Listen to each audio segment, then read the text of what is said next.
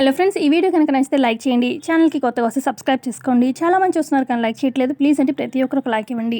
Vyjayanthi pepper spray చూపిస్తూ ఉంటే అప్పుడు బూచి అంటాడు, ఏంటిది సెంటా అని చెప్పి అనగానే, సెంట్ కాదలుడు ఇది పెప్పర్ స్ప్రే అనగానే, అప్పుడు బూచి అంటే కిచెన్లో వాడేది పెప్పర్ అదేనా అనగానే, అల్లుడు కిచెన్లో వాడేది పెప్పరు, ఇది పెప్పర్ స్ప్రే. ఇది కనుక కంట్లో స్ప్రే చేశామంటే కళ్ళు అనేది మంటతోని అల్లాడిపోతారు, కళ్ళు తెరవలేరు. సో చాలా ప్రాబ్లం అవుతుంది వాళ్ళకి అని చెప్పి వైజయంతి చెప్తూ ఉంటే, ఇకప్పుడు గుడ్ ఐడియా అత్తయ్య గారు, అయితే ఖచ్చితంగా ఇదే స్ప్రే చేద్దాము. ఇక స్ప్రే చేశాక మంటతోని అల్లాడిపోతుంది, ఇక కళ్ళు తెరవలేదు కాబట్టి ఇక ఆలోచించలేదు. ఒకవేళ ఆలోచించినా కళ్ళైతే ఓపెన్ చేయలేదు కదా అని చెప్పి నిషిక అంటుంది. ఆ తర్వాత నిషిక ఓకే ఐడియా బాగానే ఉంది, కానీ మరి ఎవరు స్ప్రే చేస్తారు అని చెప్పి అనగానే కాచి బూచి అటు తిరిగిపోతారు. ఇక అప్పుడు వైజయంతి సరేలే ఎదురుగా అయితే ఎవరు కొట్టలేం కానీ దొంగ దెబ్బ తిద్దాము అని చెప్పి వైజయంతి ప్లాన్ చెప్తుంది. సరే ఆ ప్రకారమే చేద్దాము అని చెప్పి నలుగురు అనుకుంటారు. పక్క జగదాత్రి ఒకతే కూర్చొని ఆలోచిస్తూ ఉంటుంది. ఖచ్చితంగా పక్క నిషితే ఈ నెక్లెస్ తీసిందని అయితే అర్థమైంది. ఖచ్చితంగా ఇల్లు అయితే దాటించుంటదు, కానీ ఇంట్లో ఇంత పెద్ద ఇంట్లో ఎక్కడ దాచుంటుంది, ఏ ప్లేస్లో దాచుంటుంది, ఎవరు కనిపెట్టలేని ప్లేస్లోనే దాచుంటుంది. పెద్ద ఇంట్లో అసలు నెక్లెస్ని ఫైండ్ చేయడం చాలా కష్టం, అది గంటలో వెతకడం అనేది చాలా కష్టం. జగదాత్రి ఆలోచించు ఆలోచించు అని చెప్పి తనలో తను అనుకుంటూ ఉంటుంది. పక్క కింద హాల్లో కాచి బూచి వైజయంతి అలాగే నిషిక నలుగురు ఇలా మాట్లాడుకుంటూ ఉంటారు. ఇక వైజయంతి ఇలా అంటుంది, ఆ కౌశికి రూమ్లో ఉంది, జగదాత్రి తన రూమ్లో ఉంది. జయంతి అంటుంది, చెప్పిందంత గుర్తుంది కదా, ఆ కౌశికి వస్తే నేను సైకిల్ చేస్తాను, మీరు ముగ్గురు వెళ్ళండి అని చెప్పి చెప్తుంది. ఇక నిషిక చెప్పింది అందరికీ గుర్తుంది కదా, పొరపాటు ఎక్కడ జరగకూడదు, లేదంటే మనకి ఇంత మంచి ఛాన్స్ మళ్ళీ దొరకదు అని చెప్పి ఇక నిషిక కాచి బూచి ఇక మెట్లెక్కి పైకి వెళ్తూ ఉంటారు. ఇక కింద కౌశికి వస్తుందేమో చూస్తూ వైజయంతి కింద నించుంటుంది. ఇక మెట్లెక్కి కొంత దూరం వెళ్ళగానే ఇక బూచి నేను ఇక్కడే నించుంటాను చూస్తూ ఉంటాను అంటారు. ఇంకొంచెం దూరం వెళ్ళగానే కాచి నేను ఇక్కడే నించుంటాను నువ్వు వెళ్ళు అని చెప్పి పంపిస్తుంది. ఇక మొత్తానికి జగదాత్రి ఉన్న ప్లేస్కి దాదాపుగా దగ్గరగా ఇక నిషి వెళ్తుందనమాట పెప్పర్ స్ప్రే పట్టుకొని. మరోపక్క జగదాత్రి ఆలోచిస్తూ ఉంటుంది, ఎక్కడ పెట్టుంటుంది అని చెప్పి బాగా తీవ్రంగా ఆలోచిస్తూ ఉంటుంది. ఇక నిషిక ఏం చేద్దాము అని చెప్పి ఇక డైవర్ట్ చేయాలి అని చెప్పి క్లాప్స్ కొడుతుందనమాట. క్లాప్ సౌండ్ ఎక్కడ వచ్చింది అని చెప్పి దాత్రి మెల్లగా నడుచుకుంటూ వస్తుందనమాట. ఇక నడుచుకొస్తూ అటు ఇటు చూస్తూ ఉంటుంది. ఇక ఇదే రైట్ టైం అని చెప్పి నిషిక దాత్రి కళ్ళలో పెప్పర్ స్ప్రే బాగా గట్టిగానే కొట్టేస్తుంది. దాత్రి నిషిక రూమ్లను కూర్చొని ఎక్కడ పెట్టుంటుందా అని చెప్పి ఆలోచిస్తూ ఉంటుంది కదా. ఇక నిషిక కళ్ళలో స్ప్రే కొట్టగానే ఇంకా కళ్ళు కనిపించక అటు ఇటు చూస్తూ ఉంటుందన్నమాట దాత్రి. ఇక ఇదే రైట్ టైం అని చెప్పి నిషిక తన రూమ్ డోరు ఇక పెట్టేస్తుంది. అంటే దాత్రి గట్టిగా బయటకు అరిసినా కూడా వినిపించకుండా అనమాట. ఇక నిషి డోర్ వేసేసి బయటకు వచ్చేసి అంతా అయిపోయింది అని చెప్పి ఇక అందరికీ సైకిల్ చేస్తూ ఉంటే అందరూ ఫుల్ హ్యాపీ అయిపోతారు. వచ్చేసి అని చెప్పి వైజయంతి సైకిల్ చేస్తుంది. ఇక కాచి బూచి అలాగే నిషి ఇక మెట్లు దిగి కిందకు వస్తారు. ఇక నలుగురు హైఫై కొట్టుకుంటారనమాట. ఈ లోపల రూమ్లో ఉన్న కౌశికి బయటకు వస్తుందన్నమాట వాటర్ తాగడానికి. ఇక వెంటనే వైజయంతి అలర్ట్ అయిపోయి, అల్లుడు వెంటనే నువ్వు వెళ్ళి టీవీ ఆన్ చెయ్యి, అప్పుడు రాత్రి అరిచినా కూడా వినిపించదు కౌశికి అని చెప్పి అనగానే సరే అని చెప్పి గబగబా ఎగురుకుంటూ సోఫాలో కూర్చొని ఇక టీవీ ఆన్ చేస్తాడనమాట బూచి. రూమ్లో ఉన్న జగదాత్రి మంటతోని వదినా డోర్ తీయండి, ఎవరైనా ఉన్నారా డోర్ తీయండి అని చెప్పి గట్టిగా అరుస్తూ ఉంటుంది. కానీ కింద టీవీ సౌండ్ ఎక్కువగా ఉండడం వల్ల ఇక అక్కడే హాల్లో కౌశికి ఉన్నా కూడా తనకి వినిపించదు అనమాట. వాటర్ తాగుతూ ఫ్రిడ్జ్ దగ్గరే ఉంటుంది. ఇక మరోపక్క మెట్లు దిగుతూ వైజయంతి కాచి అలాగే నిషిక వస్తారనమాట. రూమ్లో డోర్ దగ్గర దాక్కుంటూ ఉంటారనమాట. ఇక కాచి భయంతోనే వదిన నాకెందుకో భయం వేస్తుంది, ఆ జగదాత్రికి ఏమైనా అయ్యి ప్రాణాలు పోతే ఇక కౌశికి వదిన మనల్ని బతకనివ్వదు, వెళ్ళి డోర్ ఓపెన్ చేద్దామా అని చెప్పి కాచి అంటూ ఉంటే, అబ్బా ఏం కాదులే, మహా అయితే ఆ పెప్పర్ స్ప్రే వల్ల కళ్ళు పోతాయి, అంతకుమించి ఏం కాదు, ఒకవేళ నిజంగా జగదాత్రి ప్రాణం పోతే పీడ వదిలిపోతుంది అని చెప్పి నిషి అంటూ ఉంటుంది. వైజయంతి అంటుందన్నమాట, ఇక ఏ దేవుడు కాపాడతాడో చూడాలి అని చెప్పి అంటూ ఉంటే ఇక కౌశికి వాటర్ తాగి రూమ్లోకి వెళ్ళబోతూ ఉంటే కౌశికి వదిన అని చెప్పి గట్టిగా అరుస్తూ ఉంటుంది. అదే టైంకి కరెంట్ పోతుందన్నమాట. కరెంట్ పోయేసరికి టీవీ ఆగిపోతుంది కదా. ఇక సైలెంట్గా ఉండడంతో కౌశికి వదిన హెల్ప్ అని చెప్పి జగదాత్రి అరవడంతో ఇక లైట్గా వినిపిస్తూ ఉంటుంది.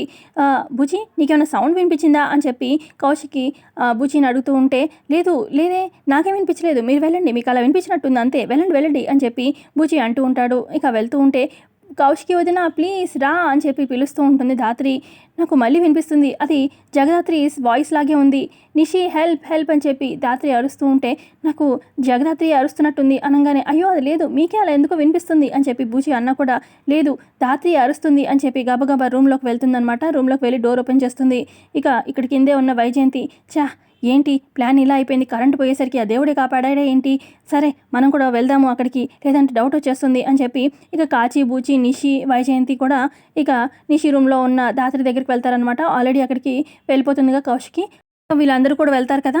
ఇక దాత్రి చెప్తూ ఉంటుందన్నమాట కౌశికి, ఏమైంది అని చెప్పి అనగానే కౌశికి, నేను డోర్ దగ్గర ఏదో శబ్దం వచ్చిందని చెప్పి అలా నడుచుకుంటూ వెళ్ళాను మెల్లగా.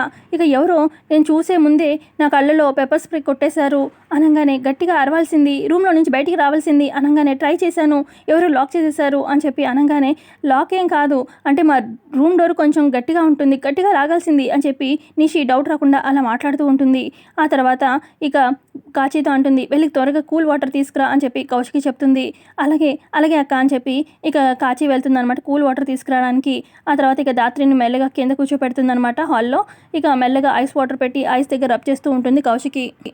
మరోపక్క ఇక నిషి మనసులో అనుకుంటుంది, దాత్రి ఈ కన్ను మంటతోని నువ్వు గంటకు పైగా కళ్ళు తెరవలేవు, ఇక విజయం నాదే, ఖచ్చితంగా నువ్వు పోలీస్ స్టేషన్కి వెళ్లాల్సిందే, అరెస్ట్ అవ్వాల్సిందే అని చెప్పి మనసులో అనుకుంటుంది. మరోపక్క యువరాజ్ హాస్పిటల్ దగ్గర వెయిట్ చేస్తూ ఉంటాడు.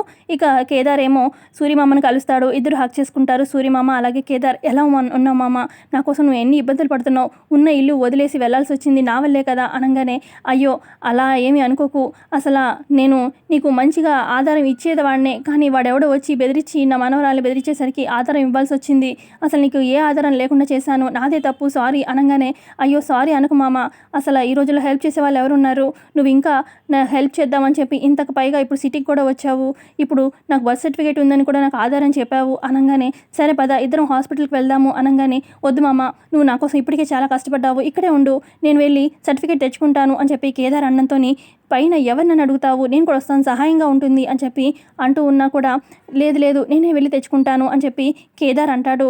ఇక ఆ తర్వాత సూర్యమామ అంటాడు, అసలు ఆ రోజు ఎవరో కానీ అసలు ఇంత ఇది పనిచేశాడు, లేదంటే నీకు సర్టిఫికేట్ లాగా లేకుండా ఆ ఫోటోతోనే పని అయిపోయేది అని చెప్పి సూర్యమామ అంటూ ఉంటే, ఇక అప్పుడు కేదార్ అంటాడు, ఆ రోజు ఎవరో కాదు చేసింది, నా సొంత తమ్ముడే అనగానే, ఏంటి చిన్న కొడుక, ఆ సుధాకర్ చిన్న కొడుక చేసింది అని చెప్పి అనగానే, ఇక యువరాజు, ఏంట్రా నన్ను తమ్ముడు అని చెప్తున్నావు వాడికి, నేను మా నాన్నకి ఒక్కగానొక్క కొడుకుని నిన్ను లేకుండా చేస్తాను అని చెప్పి యువరాజు మనసులో అనుకుంటూ ఉంటాడు. తర్వాత ఇక సూర్యమామ, ఏంటి అసలు చూడు కాలం ఎలా మారిపోయిందో, సరేలే నేను ఇక్కడే వెయిట్ చేస్తాను, నువ్వు పైకి వెళ్ళి సర్టిఫికేట్ తీసుకురా, నీకేమైనా ఇబ్బంది అయితే ఫోన్ చేయి, నేను పైకి వస్తాను అని చెప్పి సూర్యమామ కింద నించుంటాడు. ఇక కేదార్ రూమ్లోకి అంటే హాస్పిటల్లోకి వెళ్తాడు. ఇక యువరాజ్ మనసులో అనుకుంటాడు, సూర్యమామ నువ్వు ఆ రోజు నాకు ఎట్లాగో ఆధారం ఇచ్చేసి వెళ్ళిపోయావు, ఎక్కడికో పారిపోయావు, అలా వెళ్ళిపోయి ఉంటే బతికిపోయేవాడివి, ఇక్కడ పైన నేను కేదార్ని చంపి ఆ తర్వాత నీ సంగతి చూస్తాను అని చెప్పి యువరాజు ముసుగు వేసుకొని, ముసుకంటే జస్ట్ ఒక క్యాప్ లాంటిది వేసుకొని ఫేస్ కనిపించకుండా ఇక హాస్పిటల్లోకి వెళ్తాడు. ఇక దాత్రి కళ్ళలో మంటతోని ఇబ్బంది పడుతూ ఉంటే ఇక కౌశికి ఐస్ వాటర్ పెట్టి రబ్ చేస్తూ ఉంటుందన్నమాట. ఇక అప్పుడు నిషిక అంటుంది, అయ్యో పాపం అంత మంటగా ఉందా, అయినా దేవుడు ఒకరికి అన్యాయం చూస్తూ ఉంటాడా ఏంటి, చూడు నువ్వు నా నెక్లెస్ దొంగతనం చేసావు, నీకు ఇలా అయ్యేలా చేశాడు, ఇప్పుడు మిగిలిన గంట టైం కూడా నువ్వేం చేయలేవు, ఆఖరికి ఆ పోలీసులు వస్తారు, అరెస్ట్ అవ్వాల్సిందే, ఇక ఎవరు నిన్ను కాపాడలేరు అని చెప్పి అంటూ ఉంటే, రాత్రి పరిస్థితి చూసి కూడా మీరు ఎలా మాట్లాడుతున్నారు అని చెప్పి కౌశికి అంటూ ఉంటే, అప్పుడు వైజయంతి అంటుంది, అది కాదమ్మి, ఇప్పుడు తన పరిస్థితి చూసి నీకు జాలి పుట్టి ఇప్పుడు అరెస్ట్ వద్దు అని చెప్పి అన్నావనుకో, అరెస్ట్ ఆగిపోతుంది కదా, అదే కదా మేము ఆలోచించేది, దొంగ అనే వాళ్ళకి పనిష్మెంట్ ఉండాలి కదా, అదే మేము ఆలోచించేది అని చెప్పి అంటుంది. ఆ తర్వాత నిషిక, ఎట్టి పరిస్థితుల్లో ఈరోజు అరెస్ట్ అవ్వాల్సిందే, నేను కాపాడేవారే లేరు, ఇప్పుడు టైం 12:20, ఇంకో 40 minutesలో పోలీసులు వస్తారు, నిన్ను అరెస్ట్ చేస్తారు అని చెప్పి అనగానే, అప్పుడు దాత్రి, ఈ చిన్న కంటి నొప్పి నన్ను ఆపుతుంది అనుకుంటున్నావా నిషి, వదిన నీ దగ్గర గాగుల్స్ ఉన్నాయా అనగానే, ఉన్నాయి అని చెప్పి ఇక కాచితో తెప్పిస్తుంది అనమాట, గాగుల్స్ పెట్టుకుంటుంది. ఇప్పుడేంటి చూడగలుగుతున్నావా అని చెప్పి కౌశికి అంటూ ఉంటే, లేదు నా కొంచెం ఐస్కి కూల్గా ఉంటుంది కదా పర్లేదు అని చెప్పి, వదిన ఒకసారి పైన రూమ్లోకి తీసుకెళ్తావా అనగానే, సరే అని చెప్పి కౌశికి దాత్రిని పైకి తీసుకెళ్తుంది. ఆ తర్వాత కింద కాచి బూచి నిషి వైజయంతి, ఏంటిది కళ్ళు లేకపోయినా కూడా కనిపెడుతుందంటావా అని చెప్పి వైజయంతి అంటూ ఉంటే, దానికంత సీన్ లేదులే అని చెప్పి నిషి అంటుంది. పక్క కేదార్ వెళ్ళి డాక్టర్ని కలుస్తారు. ఇలాగా బర్త్ సర్టిఫికేట్ కోసం నేను వచ్చానండి, చాలా ఇయర్స్ క్రితం బర్త్ సర్టిఫికేట్ అండి, నాకు ఏ ఆధారం లేక అంటే నాకు తండ్రి ఎవరు అని చెప్పి ప్రూవ్ చేసుకోవడానికి నేను బర్త్ సర్టిఫికేట్ కోసం వచ్చాను, ప్లీజ్ నా పరిస్థితి అర్థం చేసుకోండి అనగానే, అప్పుడు ఎప్పుడో అన్ని ఇయర్స్ క్రితం అంటే అప్పుడు ఆ బర్త్ సర్టిఫికేట్ డాక్యుమెంటెడ్ అయి కూడా ఉండదు. అసలు ఇప్పటికిప్పుడు ఎవరైనా పుట్టినా కూడా నెల తర్వాత వాళ్ళకి బర్త్ సర్టిఫికేట్ వస్తుంది. మీరు ఇప్పుడొచ్చి అన్నెన్నో ఇయర్స్ క్రితంది బర్త్ సర్టిఫికేట్ అడుగుతుంటే ఎలా అండి? అసలు అది కూడా మీరు ఎంతో ఇంపార్టెంట్ అయితేనే వచ్చుంటారు. మీ పరిస్థితిని అర్థం చేసుకోగలను. కానీ చాలా కష్టం అండి అని చెప్పి డాక్టర్ చెప్తూ ఉంటే ఇక బయటున్న యువరాజ్ నీకు ఇలాగే కావాలిరా కేదార్, ఆ సర్టిఫికేట్ నీకు అందకూడదు అని చెప్పి మనసులో అనుకుంటూ ఉంటాడు. పక్క కేదార్, డాక్టర్ ఈ సర్టిఫికేటే నాకు దిక్కు డాక్టర్, ప్లీజ్ దయచేసి నాకు సహాయం చేయండి అని డాక్టర్కి దండం పెడుతూ ఉంటాడు కేదార్.